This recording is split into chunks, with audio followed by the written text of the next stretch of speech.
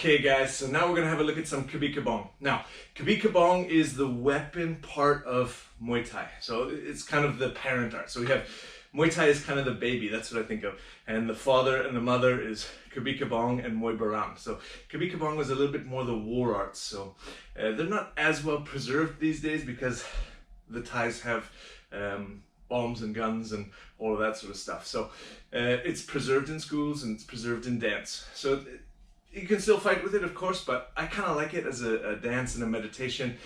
You will learn it later on, so once you get up into the black t-shirts, it's really important to me that you have an understanding of the arts. So you'll have to learn a lot of Krabi Krabong. So I'm going to give you some basic double sword. Now, Krabi Krabong means metal and wood, or it's the sword and staff. So up to you, how do you want to describe that? This would be two swords, and they call the swords Fandab, or Krabi, can be.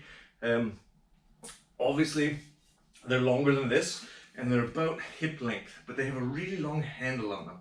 So they got a funky weight to them, but normally if I was holding at the top of the handle, the end of the handle would come out to about there. So it's actually quite a long weapon, and you'll see that when you get back to the gym. But if you have two sticks, or again, if you have two pens, or even if you don't have anything, you can use your elbows. So you'll start to see where the movement of the elbows come from. Okay, so here's what I'm going to get you to do to start out.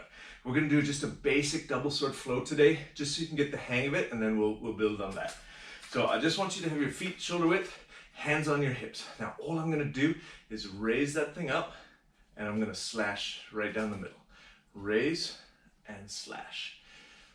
So it raises up, pointing the tip towards your opponent, over my head, and I slash forehand down. So they say ka, neck, ka. Ner is draw, ka. Ner, ka.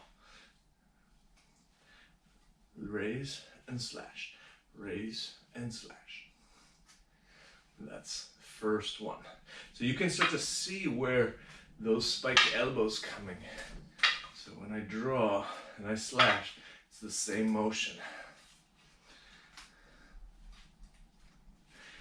And then as you get better at it, I want you to start to draw as you slash. This will take a little getting used to. So one hand is drawing, one hand is slashing. Okay, like that. Now, why do the Thais do this motion instead of like Filipinos that do this motion? Can you remember?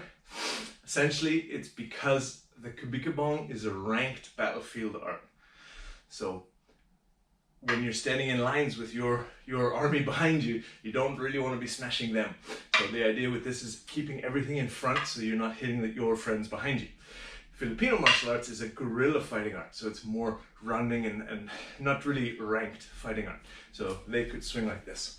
So it's a little interesting idea. So now both are going to go at the same time. So I cut and draw, cut and draw.